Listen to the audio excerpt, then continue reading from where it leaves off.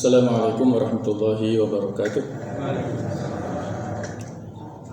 Alhamdulillah. Alhamdulillahilladzi asra bi'abdihi lailan minal masjidil haram ilal masjidil aqsa. Wassalatu wassalamu ala Rasulillah wa ala alihi wa ashabihi wa ansarihi min ahli sidqi wat tuqa. Asyhadu an la ilaha illallah wahdahu la syarika lah wa asyhadu anna Muhammadan abduhu wa rasuluh. Allahumma inna nas'aluka ilman nafi'a wa na'udzubika min ilmin la yanfa'. Rabbi shrah li sadri wa yassir li amri wahlul 'uqdatam min lisani yafqahu qawli, amma ba'du. Hadirin ma'asyiral muslimin rahimakumullah. Pada malam hari ini marilah kita hayati sebentar hikmah dan pelajaran yang terkandung dalam peristiwa Isra Mi'raj yang telah dilakukan oleh Rasulullah SAW. Di surah Al-Isra ayat yang pertama, Allah Subhanahu wa taala berfirman, A'udzubillahi minasyaitonir rajim. Subhanalladzi asra bi'abdihi lailan minal masjidil haram ilal masjidil aqsa alladzi barakna haulahu linuriyahu min ayatina innahu was-sami'ul basir. Subhanalladzi, maha suci Allah yang telah asra, memperjalankan bi'abdihi kepada hambanya, lailan pada suatu malam, minal masjidil haram dari al-masjid al-haram yang berada di Makkah al-Mukarramah, ilal masjidil aqsa kepada al-masjid al-aqsa yang ada di Palestina, alladzi barakna haulahu yang telah kami berikan barokah di sekitarnya, di sekelilingnya, linuriyahu min ayatina, supaya kami perlihatkan kepadanya sebagian di antara tanda-tanda kebesaran kami. Innahu huwas samiul basir, sesungguhnya dialah Allah yang maha mendengar lagi maha melihat. Jemaah sekalian, ayat-ayat yang diawali dengan kata-kata subhana ini menunjukkan tentang kekuasaan, keajaiban yang dipertunjukkan oleh Allah Subhanahu wa taala kepada hamba-hambanya. Dalam ayat ini Allah memberikan penjelasan kepada kita bahwa di antara peristiwa luar biasa yang terjadi di alam raya adalah peristiwa Isra. Jadi ada kata-kata asra. Asra itu adalah kata kerja bentuk lampau dari Isra. Nah, Isra itu adalah isim masdarnya, itu perjalanan pada waktu malam. Jadi Allah yang telah memperjalankan bi'abdihi kepada hambanya. Kata-kata abdihi ini menjadi dalil ataupun bukti sebagai jawaban bagi sekelompok orang yang berpendapat bahwa Rasulullah SAW itu Isra ataupun Mi'rajnya itu dengan rohnya saja. Ini terbantahkan oleh ayat ini bahwa beliau di Isra Mi'rajkan itu dengan jasad dan rohnya. Artinya bukan hanya mimpi ya, bukan hanya rohnya saja, tapi dengan jasad dan rohnya secara sempurna. Hanya dalam satu lailan, bahkan ya bisa dibilang separuh malam karena pertengahan malam. Setelah beliau melakukan ibadah di Masjidil Haram, diajak oleh malaikat Jibril untuk melakukan rihlah perjalanan yang jauh ya, dari Al-Masjid Al-Haram yang ada di Mekah sampai ke Al-Masjid Al-Aqsa yang di Palestina. Perjalanan yang sejauh tidak kurang dari 1234 km yang kalau ditempuh sekarang itu ya dengan pesawat mungkin sekitar 2 jam ya. Kalau dulu perjalanan dengan jalan kaki ya bisa 30 hari ya. Kalau PP berarti 60 hari, butuh waktu 2 bulan ya.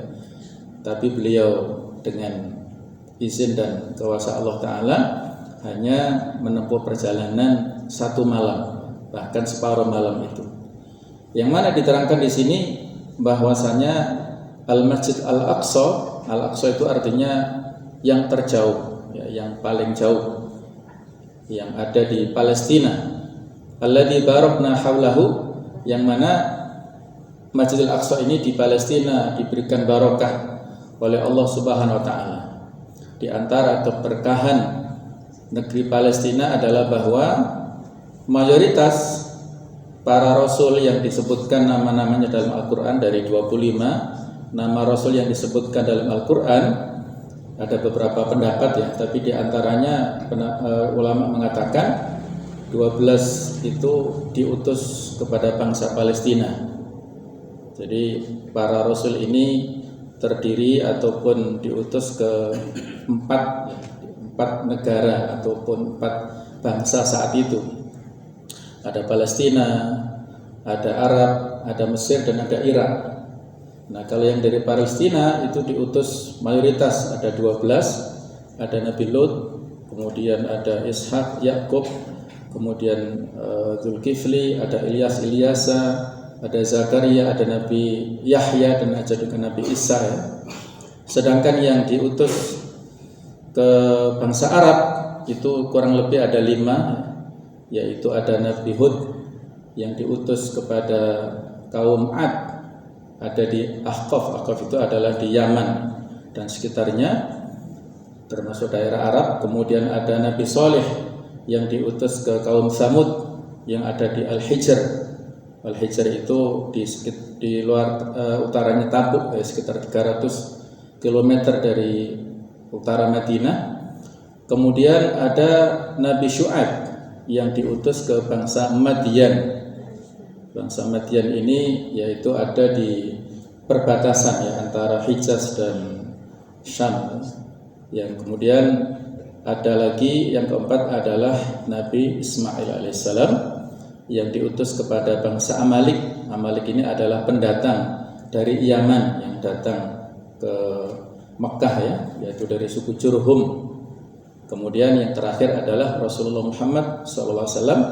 Ini diutus kepada seluruh alam ya, kepada manusia dan jin semuanya. Nah, jadi yang mayoritas itu adalah dari Palestina, sehingga disebut sebagai negeri yang barokah. Linuriyahu min ayatina, untuk kami tunjukkan kepadanya ayat-ayat tanda-tanda kebesaran Allah Ta'ala. Banyak sekali tanda kekuasaan yang ditunjukkan oleh Allah dalam perjalanannya ya. Ada beliau ya pada saat sebelum ya diajak Isra Mi'raj ini, dadanya terlebih dahulu dibelah oleh malaikat Jibril. Ini adalah pembelahan dada yang kedua. Setelah dulu pada saat usia sekitar 4 tahun beliau pada saat diasuh oleh ibu susunya Halimah As-Sa'diyah itu dibelah dadanya dengan air Zam-Zam, dicucinya ya.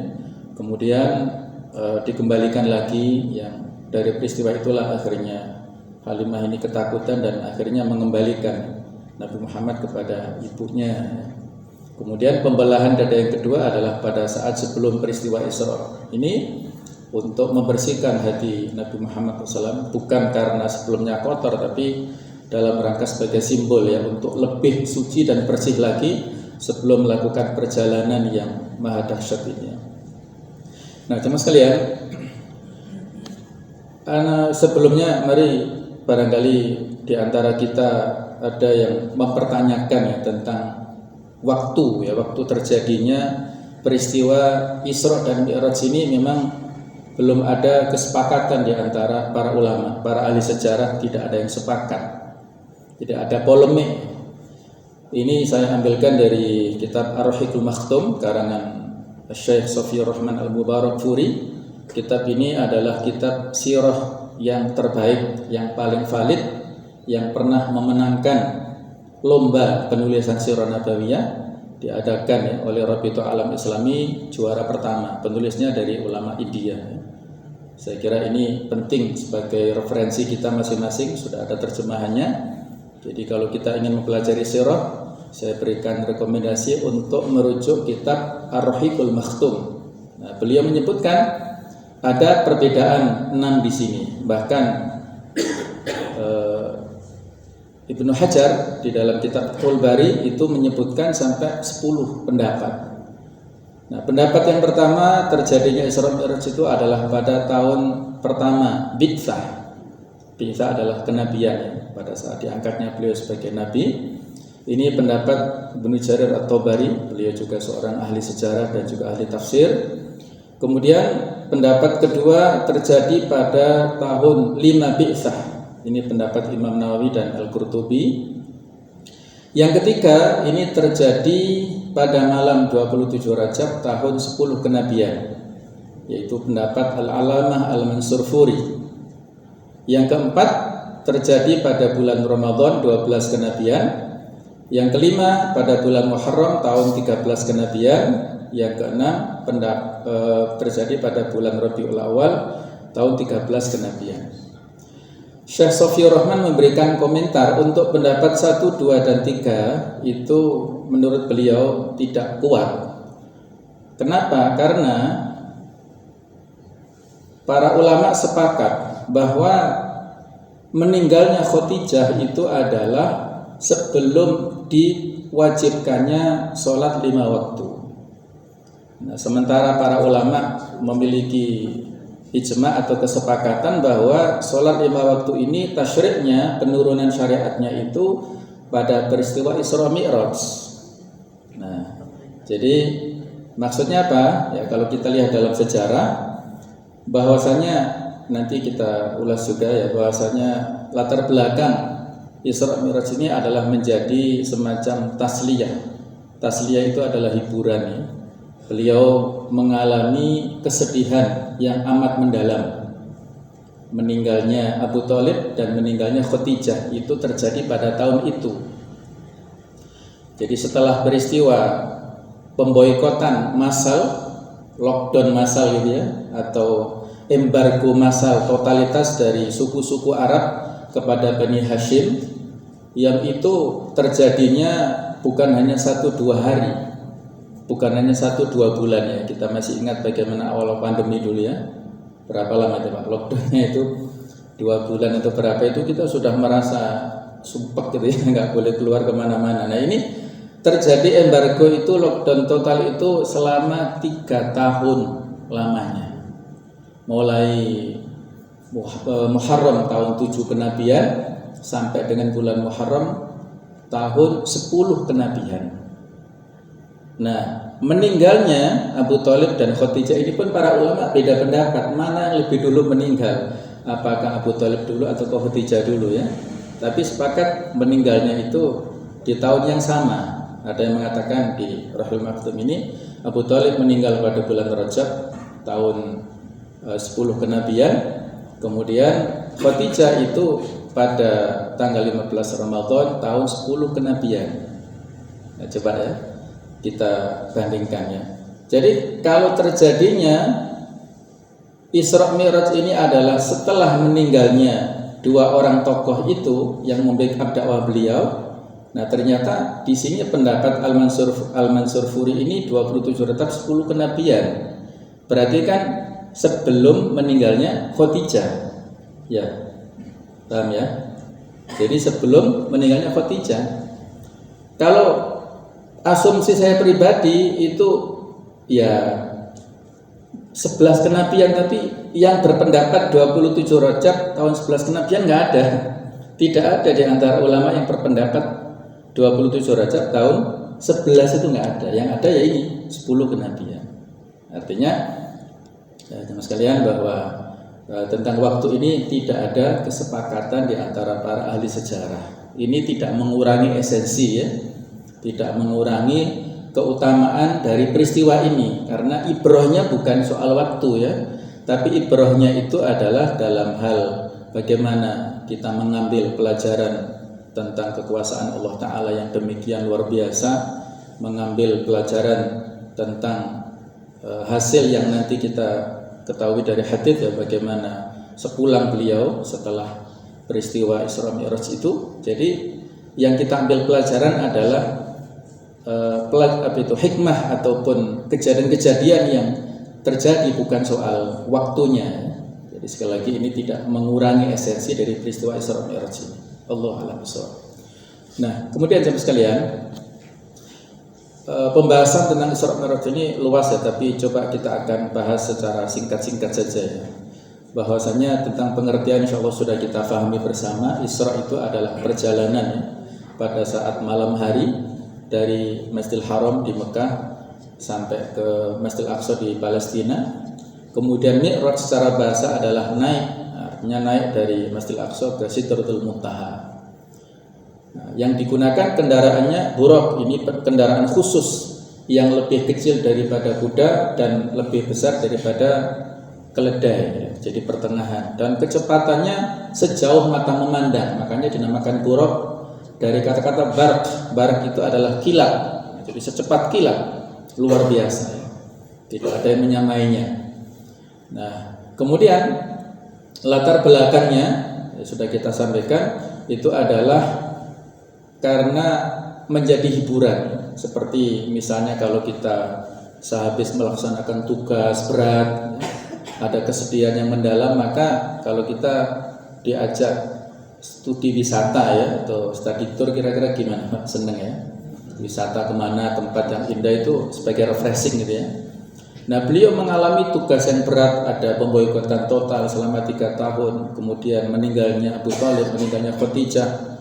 Setelah meninggalnya dua tokoh ini, intimidasi dari orang-orang Quraisy semakin gencar.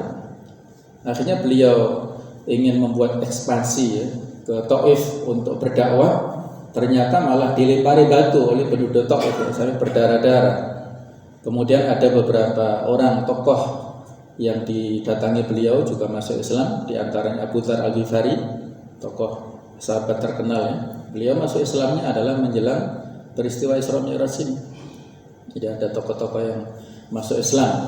Nah, beliau untuk memberikan hiburan kepada Rasulullah SAW, maka Allah memperjalankan hambanya ini melakukan peristiwa Isra Mi'raj ini kepada beliau.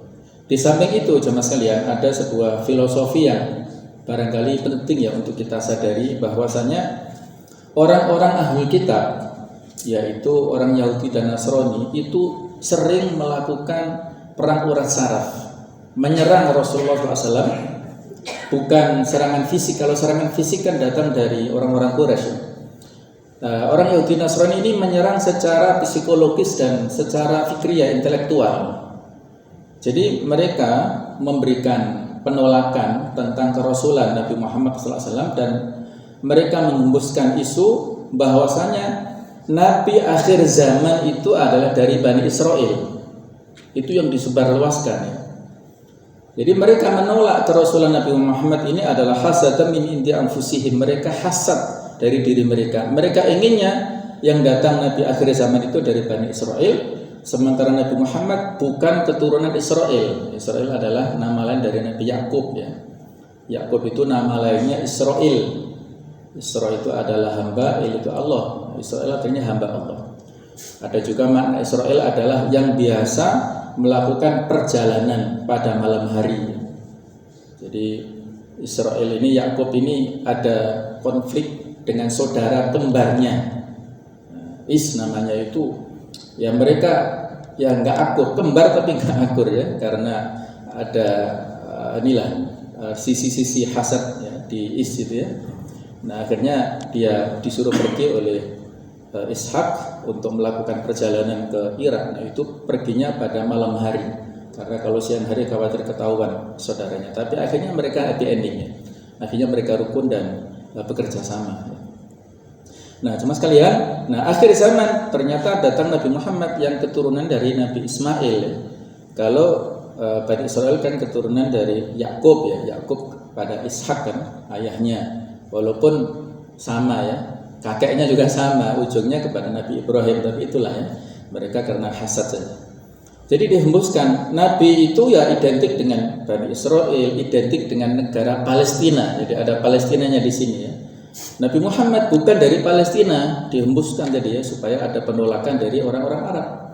Nah, karena sebab-sebab isu-isu yang dilontarkan oleh orang-orang Yahudi ataupun Nasrani inilah, maka Allah ingin memperjalankan hambanya ini Nabi Muhammad supaya mengetahui bagaimana Palestina, bagaimana Masjidil Aqsa, dan supaya bertemu dengan para nabi dan rasul ya.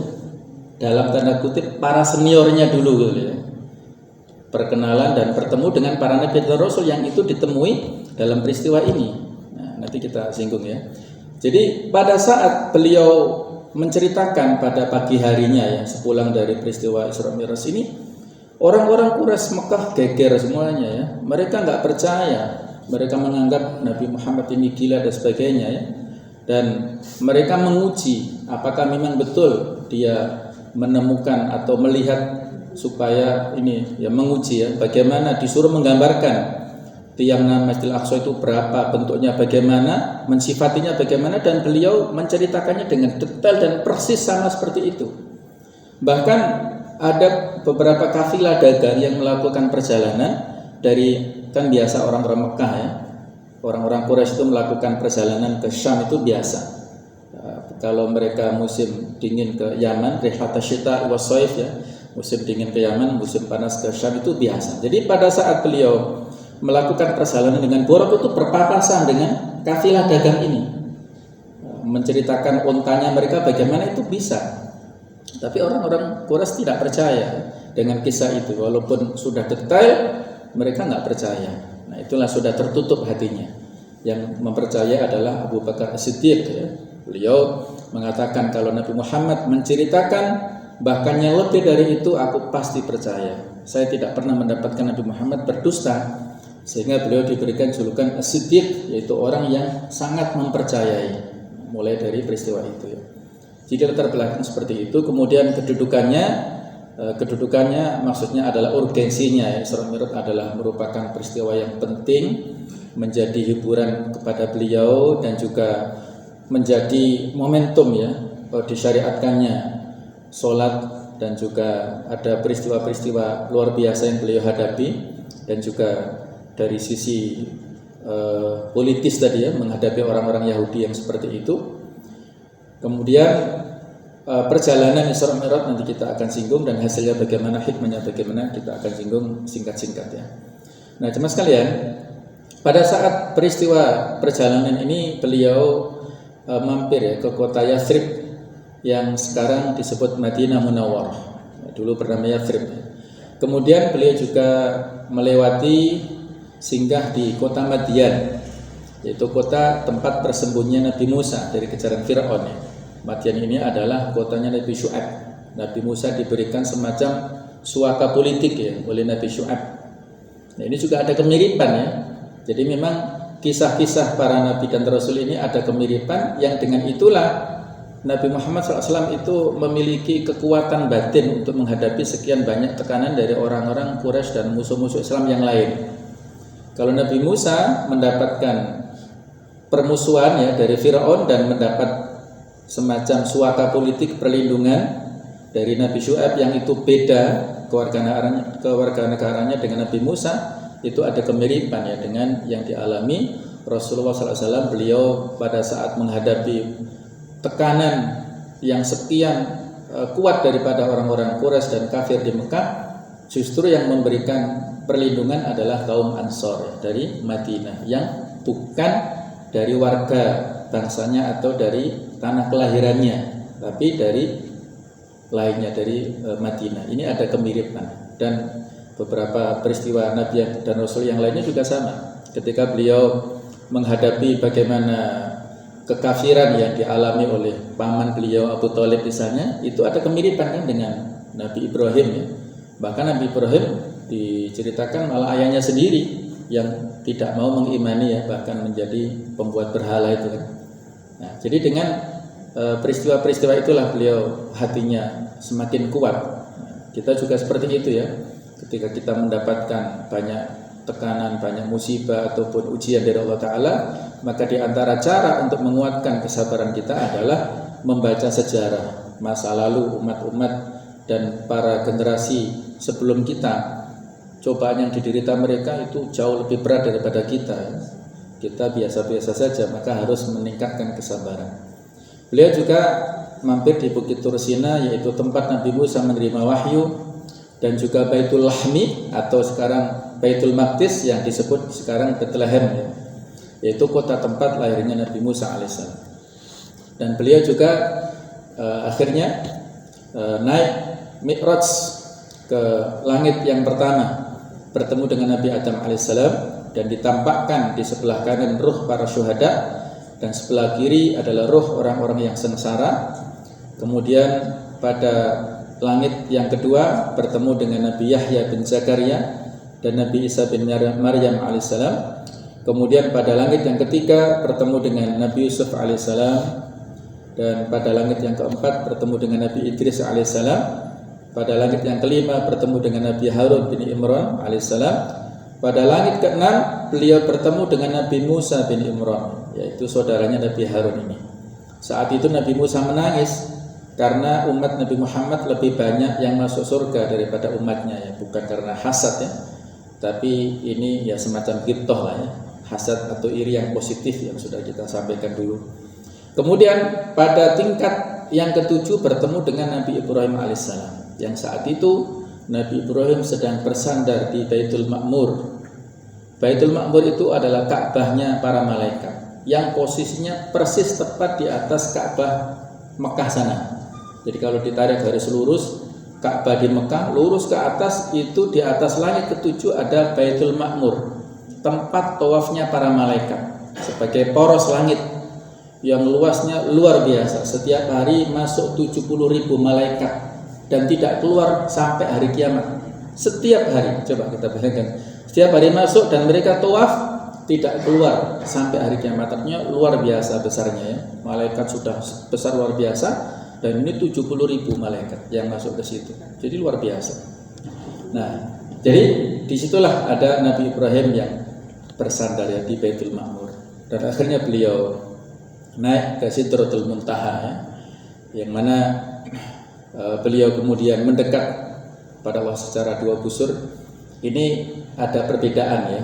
Jadi kalau peristiwa Isra-nya itu di awal surat Al-Isra, sedangkan peristiwa Mi'raj-nya itu di surat An-Najm. Nah, jadi di surat An-Najm ini fakana qaba qausaini au adna, itu yang dimaksud siapa yang dekat dengan Nabi.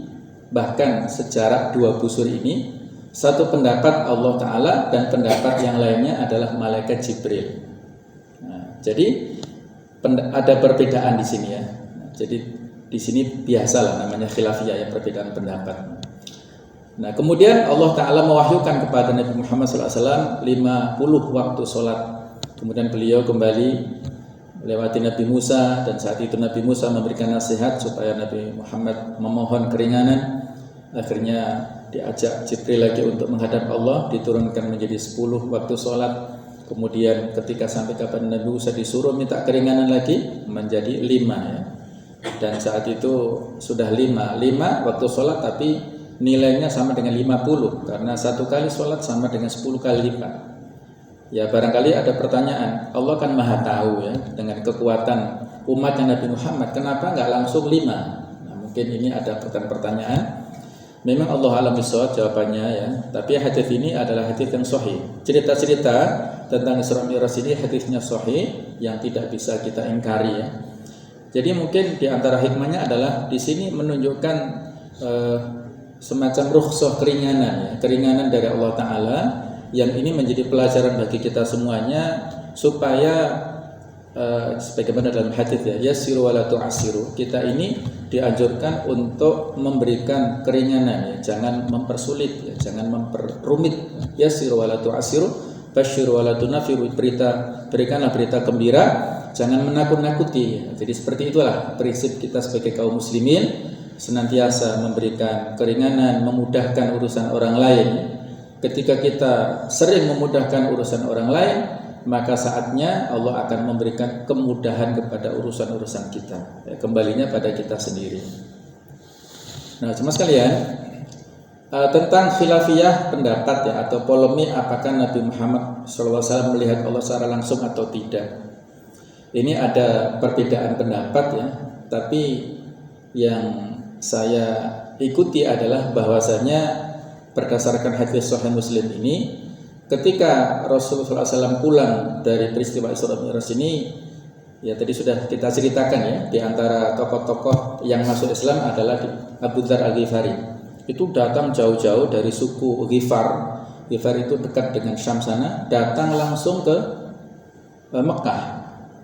Sering Abu Dzar ini nyuruh kepada pembantunya untuk mencari tahu tentang Nabi Muhammad, tapi nggak puas dengan berita-berita itu. Akhirnya beliau datang sendiri ke Mekah, ketemu dengan Ali bin Abi Thalib, dan akhirnya diajak ketemu Nabi Muhammad SAW, dan akhirnya mengimani beliau, langsung mengimani beliau. Nah, nanti unik lah ya, pada saat mengimani Nabi Muhammad itu disuruh untuk menyembunyikan keimanannya, tapi Abu Dzar nggak mau ya, dia malah mengumumkan di sekitar Ka'bah, membaca ayat Al-Quran. Akhirnya dipukuli oleh orang-orang Quraisy. Nah, maka ditolong oleh Al-Abbas bin Abdul Muthalib. Itu adalah dari Bani Ghifar. Kalau kalian itu memukuli dia, hati-hati, karena rute perjalanan kalian ke Syam itu melewati kampung Ghifar ini, nanti bisa celaka kalian. Itulah lobinya dari Al-Abbas, akhirnya dibebaskan. Besoknya diulangi lagi oleh Abu Dzar sampai 3 kali. Di pertanyaan ini Abu Dzar bertanya, ya Rasulullah, ra'aita rabbak, wa Rasulullah, apakah Anda melihat Tuhan Anda, melihat Allah? Maka jawaban beliau, nurun anna arahu, yang ada adalah cahaya, bagaimana aku bisa melihatnya? Nah, ini saya kira menjadi sebuah jawaban yang tegas ya. Maksudnya beliau tidak melihat Allah secara langsung. Memang ada khilafiyah di sini ya. Nah, jadi kita kaum muslimin ya, bahkan Nabi sendiri di saat di dunia ini tidak melihat Allah. Nanti kalau kita insya Allah ya masuk surga, kaum muslimin masuk surga, maka kita insya Allah akan mendapatkan kenikmatan yang paling besar, yaitu melihat Allah secara langsung. Itu kenikmatan yang paling tinggi, paling besar. Lilladzina ahsanul husna wa ziyadah. Ziyadah itu adalah melihat Allah secara langsung. Nah, itu nanti di surga, di dunia tidak bisa. Allahu a'lam bishawab. Kemudian jemaah sekalian, peristiwa yang beliau lihat itu malaikat Jibril menawari beliau 2 gelas minuman, satu berisi susu dan satu berisi khamr atau arak. Kemudian beliau memilih susu. Maka malaikat Jibril berkomentar bahwa Nabi Muhammad telah memilih fitrah, memilih yang bersih, yang suci ya. Kalau khamr ini identik dengan mabuk-mabukan. Jadi beliau sudah memberikan contoh pilihan yang tepat. Kemudian beliau melihat 2 sungai di surga, 2 sungai nampak dan 2 lagi tersembunyi. 2 sungai yang nampak ini adalah Sungai Nil dan Efrat. Kemudian yaitu unsur keduanya, sedangkan yang tersembunyi adalah 2 sungai di surga. Beliau juga melihat malaikat Malik penjaga neraka yang perawakannya tidak pernah tertawa. Di wajahnya tidak terpancar kegembiraan dan keceriaan. Beliau juga melihat surga dan neraka. Beliau melihat para pemakan harta anak yatim secara zalim. Mereka memiliki bibir seperti bibir unta. Mulut-mulut mereka dilempari dengan sepotong api dari neraka seperti batu sebesar genggaman tangan, lalu keluar dari dubur-dubur mereka. Subhanallah ya, siksaannya ngeri ya, luar biasa. Kemudian beliau melihat para pemakan riba yang memiliki perut-perut yang buncit, tidak mampu beranjak dari tempat mereka. Mereka dilintasi oleh keluarga Fir'aun saat akan disodorkan, dilemparkan ke neraka, lalu mereka diinjak-injak. Betapa sakitnya diinjak-injak oleh pasukannya Fir'aun itu. Kemudian beliau juga melihat para pezina. Di antara tangan mereka terdapat daging yang gemuk dan segar, dan di sampingnya terdapat daging yang bernanah dan membusuk. Nah, anehnya mereka malah memilih makan daging yang busuk ya, memilih yang tidak halal daripada yang halal, yaitu pasangannya sendiri, istrinya sendiri. Beliau melihat wanita-wanita yang suka membawa masuk para lelaki asing. Mereka sedang bergelantungan pada payudara mereka. Subhanallah ya. Kemudian hasilnya apa? Isra Mi'raj ini ada hadis potongannya dari Abdullah bin Mas'ud, hadis sahih riwayat Muslim. Kata Abdullah bin Mas'ud, fa'utiya Rasulullah sallallahu alaihi wasallam thalathan. Nabi Muhammad diberikan 3 hal. Utiya sholawat khams. Beliau diberikan sholat 5 waktu dalam sehari semalam. Juga wa'utiya khawatim suratil Baqarah. Diberikan akhir surat Al-Baqarah. Kemudian yang ketiga, wa ghufira liman lam yusyrik billahi min ummati syai'an. Diampuni siapa saja yang tidak menyekutukan Allah dengan apapun, yaitu al-muqhimat, dosa-dosa besar. Artinya selain syirik itu ada peluang ampunan ya. walaupun tanpa istighfar, tanpa taubat. Tapi kalau syirik harus dibarengi dengan istighfar, harus dengan taubat ya kalau syirik besar. Nah, jemaah sekalian, inilah merupakan hikmah ya, di antara sekian banyak pelajaran dari Isra Mi'raj. Isra Mi'raj adalah bukti kekuasaan Allah yang ditunjukkan kepada Nabi Muhammad SAW dan menjadi ujian bagi umatnya. Apakah kita percaya, apakah ragu-ragu, ataukah malah mengingkarinya ya? Itu adalah ujian bagi umat Islam semuanya. Yang kedua, bahwa akal manusia sangat terbatas apabila dibandingkan dengan ilmu Allah. Jadi tidak semua ibadah ya itu bisa kita logika. Maka yang kita dahulukan adalah sami'na wa ata'nanya ya. Kita dahulukan ketaatan. Adapun akal itu terbatas sekali. Yang ketiga, menunjukkan kemuliaan Baitul Maqdis yang ada di Palestina. Jadi Baitul Maqdis ini adalah merupakan kiblat kaum muslimin yang pertama. Setelah turunnya peristiwa Isra Mi'raj ini dan turunnya kewajiban sholat, maka beliau menghadap sholatnya ke Baitul Maqdis sampai hijrah ke Madinah. Beliau menghadap sholat ke sana itu kurang lebih 16 bulan. Diolok-olok itu oleh orang-orang Yahudi. Nah, maka beliau beristikharah yang minta kepada Allah ke atas langit, qad nara taqalluba wajhika fis sama'. Beliau meminta supaya dipindahkan. Akhirnya dipindahkan ke Mekah, di Ka'bah itu. Ini juga menjadi dibully oleh orang-orang Yahudi itu Muhammad itu memalingkan kiblatnya dari Masjidil Aqsa yang itu adalah kiblatul anbiya, kiblatnya para nabi, kepada kiblatnya kampung halamannya sendiri. Nah, jadi dibully seperti itu, diolok-olok itu. Nah, akhirnya Allah memberikan mempertegas ya, memperkuat dengan turunnya ayat bahwasanya inna awwala baitin wudi'a lin-nasi lalladzi bi Bakkah mubaraka. Nah, sesungguhnya masjid pertama yang diletakkan di muka bumi ini adalah yang ada di Mekah, Al-Masjidil Haram. Itu adalah masjid yang turun ya, yang diletakkan di muka bumi pertama-tama. Fihi ayatun bayinat, di sana ada keterangan yang jelas maqamu Ibrahim, tempat berdirinya Nabi Ibrahim. Jadi bantahannya kepada pembulian orang-orang Yahudi tadi, kalau Masjidil Aqsa adalah kiblatul anbiya, sedangkan Ka'bah adalah kiblatul Ibrahim. Nah, Nabi Ibrahim adalah ambul anbiya, lebih senior daripada Musa, daripada nabi-nabi yang lainnya yang kiblatnya dari ke Palestina sana. Itulah sebagai jawaban atas tuduhan-tuduhan syubhat daripada orang-orang Yahudi. Kemudian keempat, pada peristiwa ini difardukan sholat 5 waktu sebagai sarana komunikasi langsung hamba dengan Allah Ta'ala. Yang kelima, memperkuat keimanan umat Islam tentang keberadaan surga dan neraka serta balasan perbuatan dosa dan maksiat. Yang keenam, Islam adalah agama fitrah. Jadi beliau memilih susu ya, itu adalah identik dengan fitrah. Ini sekilas bagaimana market ya ataupun peta Masjidil Aqsa itu yang ada lingkarannya ini. Ini adalah Masjid Jami Al-Aqsa ya, di situ. Sedangkan yang populer yang kubahnya kuning itu disebut Qubatus Sakhra. Nah, biasanya ada yang suka keliru ya. Jadi Masjidil Aqsa yang ini yang ada lingkarannya ini. Ini bentuknya kurang lebih ya untuk memberikan ya semacam pengetahuan kepada kita ya. Masjidil Aqsa yang sebelah kiri itu, kemudian Qubatus Sakhra yang kuning itu adalah pelatarannya di sekitar Masjidil Aqsa. Kemudian ini adalah bentuk-bentuk ornamennya ya. Ada ruang utamanya ya, dipakai sholat, kemudian ada kubahnya, ada tiang-tiangnya seperti ini ya. Mudah-mudahan satu saat kita bisa berziarah ke sana ya. Kita bisa berkunjung ke sana. Ini adalah satu di antara 3 masjid yang direkom oleh Nabi Muhammad SAW. La tusyaddu rihal illa ila salatil masajid. Tidak sangat dianjurkan kita melakukan perjalanan kecuali ke 3 masjid. Al-Masjidil Haram ya yang ada di Mekah, kemudian Masjid Hadza Masjid Nabawi di Madinah, wal Masjidil Aqsa yang ada di Palestina. Karena fadilah salat di sana luar biasa. Masjidil Haram kita salat 1 kali di sana sama dengan 100.000 kali salat di Masjid Al-Ma'sum ini. Jadi 1 kali sana sama dengan 100.000. Berapa tahun kita coba hitungnya? 100.000 itu berapa waktu lama umur kita?